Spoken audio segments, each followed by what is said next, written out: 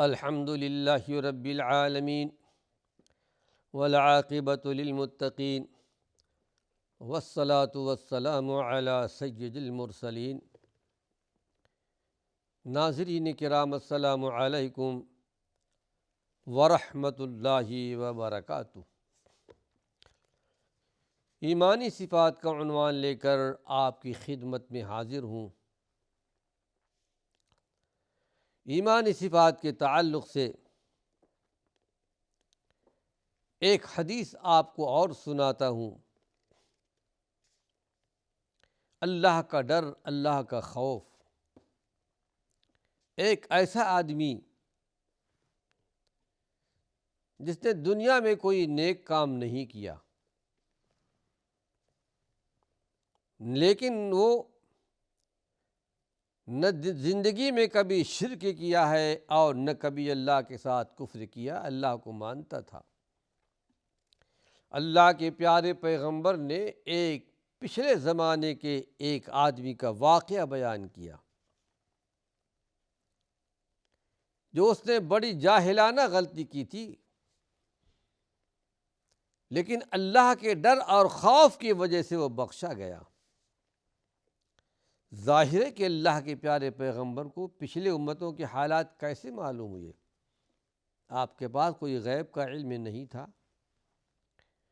ایسا نہیں کہ آپ جو کچھ ہو چکا وہ بھی جانتے ہیں یا جو ہونے والا ہے وہ بھی جانتے ہیں، بات ایسی نہیں۔ وہ علم جو اللہ نے آپ کو دیا وحی کے ذریعے۔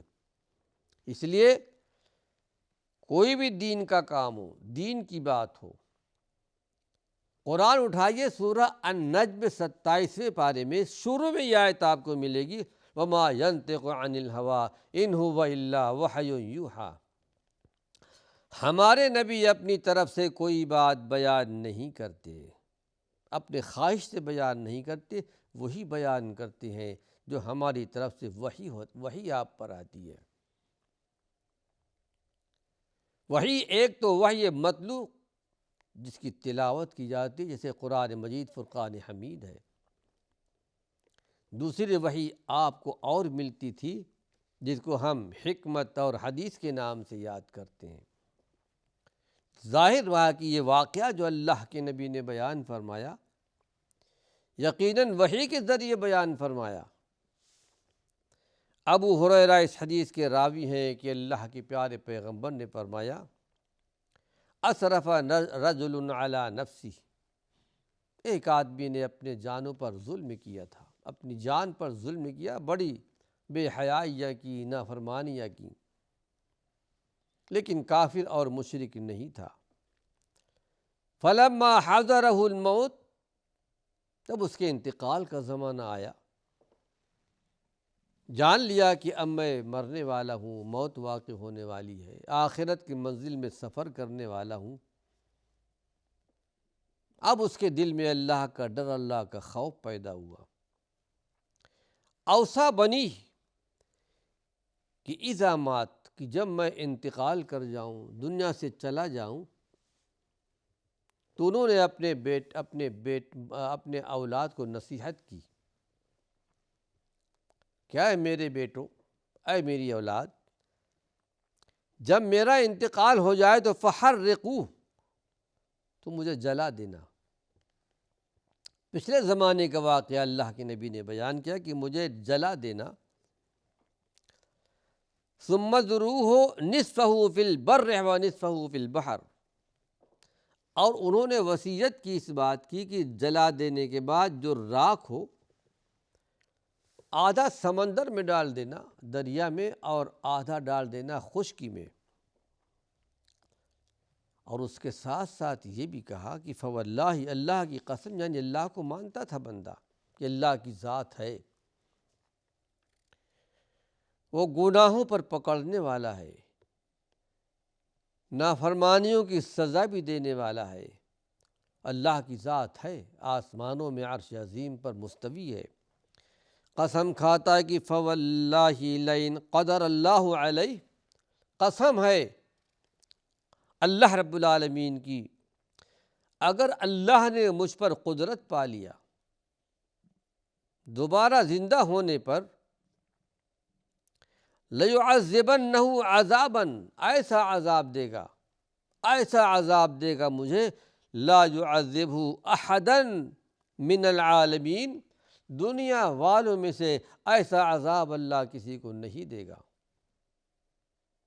ظاہر ہے کہ اس کو اپنے اعمال کی خبر تھی کہ میں دنیا میں اپنی زندگی میں کیا کیا نافرمانیاں کر چکا ہوں، اللہ کے قانون کو توڑ چکا ہوں، کوئی گناہ نہیں چھوڑا میں نے۔ لیکن بندہ ہے اللہ کا ماننے والا، کافر اور مشرک نہیں ہے، کافر اور مشرک کی بخشش نہیں ہے۔ فلما مات، اب اس کا انتقال ہو گیا۔ فعلوا ما امرهم، اس کے اولاد نے وہی کیا جو باپ نے وصیت کی تھی، لکڑی جلائی اور اس کو جلا دیا گیا، جس طرح کہ آج بہت سی قومیں اپنے مرنے والوں کو جلا دیا کرتے ہیں۔ فعلوا ما امرهم، ان کی اولاد نے وہی کیا جو باپ نے وصیت کی تھی، اور آدھا سمندر میں پھینک دیا، آدھا خشکی میں پھینک دیا۔ لیکن اللہ کی ذات ہے پروردگار عالم، اس کی ذات تو یہ کہ ان اللہ علی کل شیء قدیر، اللہ ہر چیز پر قادر ہے، جو چاہے کر سکتا ہے۔ جس نے پیدا کیا دوبارہ کسی طرح دوبارہ پیدا کر سکتا ہے، مرنے کے بعد مردوں کو زندہ کر سکتا ہے، اور قیامت کے دن اللہ زندہ کرے گا۔ فَأَمَرَهُ اللَّهُ الْبَحْرَ، اس کے مرنے کے بعد جب اس کی راکھ تقسیم کر دی گئی، آدھا سمندر میں اور آدھا خشکی میں، تو اللہ نے سمندر کو حکم دیا کہ اس کے سارے جو ذرات ہیں، راکھ ہے، اس کو جمع کرو۔ خشکی کو بھی اللہ رب العالمین نے حکم دیا، اور اللہ رب العالمین نے انسان بنا کر دوبارہ کھڑا کر دیا۔ ثم قال له لما فعلت، بندے ذرا یہ بتا، تو نے جو کچھ کیا ہے اپنے اولاد کو تو نے حکم دیا، کیوں کیا ہے؟ حالانکہ اللہ رب العالمین کی ذات تو عالم الغیب والشہادہ ہے، لیکن وہ اپنے بندوں کو بتانا چاہتا ہے۔ اللہ کی بخشش کی کوئی حد نہیں ہے، کوئی کنارہ نہیں ہے، اپنے بندوں کو بتانا چاہتا ہے کہ میرے بخشش کی دیکھو، اے میرے بندے لما فعلت ھذا، تم نے یہ کام کیوں کیا ہے کہ مجھے جلا دینا، آدھا سمندر میں ڈال دو، آدھا خشکی میں ڈال دو۔ اس نے کہا من خشیتک یا رب، اے پروردگار عالم، یہ جو کچھ بھی میں نے کیا ہے تیرے ڈر سے کیا ہے، تیری نافرمانی کرتا رہا، برائیوں میں رہا، کبھی نیکی کا کام نہیں کیا۔ لیکن اللہ پر ایمان ہوگا، اللہ کی قدرت پر ایمان۔ اے اللہ من خشیتک رب یا رب، اے اللہ تیرے ڈر سے، تیرے خوف سے یہ کام میں نے کیا ہے۔ اس کی یہ ادا اللہ کو بڑی پسند آئی، اور اللہ رب وہ کہے گا وَأَنْتَ أَعْلَمُ، اللہ تو بہتر جانتا ہے کہ تیرے ڈر سے میں نے یہ کام کیا ہے۔ فَغَفَرَ لَهُ، اللہ کے پیارے پیغمبر نے ارشاد فرمایا، اللہ نے اس کو بخش دیا، اللہ نے اس کو معاف کر دیا۔ یعنی پہلے زمانے کے ایک شخص کا واقعہ آپ نے بیان فرمایا، بیچارہ اللہ کی شان سے، اللہ کی صفات سے غافل تھا، ناواقف تھا، لیکن اس جاہلانہ غلطی کا منشا اور سبب صرف اللہ کا خوف تھا، اللہ کو مانتا تھا۔ پھر یہ کہ ناظرین کرام، اللہ کا خوف، تقوی الہی اللہ سے قرب کا ذریعہ ہے، ایک عنوان ہے۔ کوئی آدمی اللہ سے ڈرتا ہو، اللہ کا خوف رکھتا ہو، اس کو اللہ کا قرب ملے گا، اللہ کی نزدیکی ملے گی۔ اللہ کی نزدیکی یہ ہے کہ پروردگار عالم اس پر رحم فرمائے گا، اس کی بخشش فرمائے گا۔ ایک حدیث آپ کے سامنے پیش کر رہا ہوں۔ ابو ذر غفاری اس حدیث کے راوی ہیں، بڑے مشہور صحابی رسول ہیں۔ تقوی، طہارت میں، علم و عمل میں اللہ نے بہت بڑا درجہ، بہت بڑا مقام دیا تھا ابو ذر غفاری کو۔ مکی زندگی تھی آپ کی، قبیلے غفار کے رہنے والے، ملک شام کے راستے میں، اور مکہ المکرمہ آ کر آپ پر ایمان لے آئے، مسلمان ہوئے، اسلام ایمان قبول کیا تھا۔ کہتے ہیں کہ اللہ کے پیارے پیغمبر نے ارشاد فرمایا ابو ذر غفاری سے، انک لست بخیر من احمر ولا اسود۔ اے ابو ذر غفاری، یعنی یہ نہ سمجھنا کہ میں نے اللہ کے نبی کا زمانہ پایا ہے، صحابی ہے، میرا درجہ بہت بڑا مقام، یقیناً صحابہ کا درجہ بہت بڑا مقام، بہت رتبہ رکھتا ہے، اور صحابہ نے جو عمل کر لیا اس عمل تک کوئی، قیامت تک کوئی مومن پہنچ نہیں سکتا۔ لیکن آپ نے ارشاد فرمایا کہ انک لست بخیر من احمر ولا اسود، تم کسی کالے سے یا گورے سے بہتر نہیں ہو سکتے، کوئی کالا ہو کوئی گورا ہو، تم اس سے بہتر نہیں ہو سکتے، مگر یہ کہ فضیلت میں تمہارا درجہ بڑا ہو جائے۔ جیسا کہ عرفات کے میدان میں اللہ کے پیارے پیغمبر نے خطاب کرتے ہوئے فرمایا تھا کہ کسی کالے کو گورے پر یا کسی گورے کو کالے پر فضیلت نہیں ہے، تو کسی قبیلے کو کسی قبیلے پر فضیلت ہے، مگر الا بالتقوی، تقوی کے ساتھ ہے۔ اور اللہ کے پیارے پیغمبر نے قرآن حکیم کی یہ آیت تلاوت فرمائی، ان اکرمکم عند اللہ اتقاکم۔ سورہ حجرات کی آیت ہے، تم میں سب سے زیادہ محترم، مکرم، باعزت وہ لوگ ہیں جو سب سے زیادہ اللہ سے ڈرنے والے ہیں۔ ایک مرتبہ ایک صحابی نے سوال کر لیا، اے اللہ کے رسول، من اکرم الناس، لوگوں میں سب سے زیادہ عزت والا کون ہے؟ آپ نے ارشاد فرمایا، اکرمہم عند اللہ اتقاہم، لوگوں میں جو سب سے زیادہ تقوی والا ہو۔ یہ تو حدیث کی بات، اور قرآن کے اندر ان اکرمکم عند اللہ اتقاکم، تم میں سب سے زیادہ معظم مکرم وہی جو اللہ سے ڈرنے والا ہو۔ آئیے ایک حدیث اور آپ کو سناتا ہوں، معاذ ابن جبل رضی اللہ عنہ کی۔ کہتے کہ لما بعثہ رسول اللہ صلی اللہ علیہ وسلم، اللہ کے پیارے پیغمبر نے حضرت معاذ ابن جبل کو یمن کی طرف بھیج رہے تھے، ایک قاضی کی حیثیت سے یا عامل گورنر کی حیثیت سے۔ اس وقت خرج معہ رسول اللہ صلی اللہ علیہ وسلم،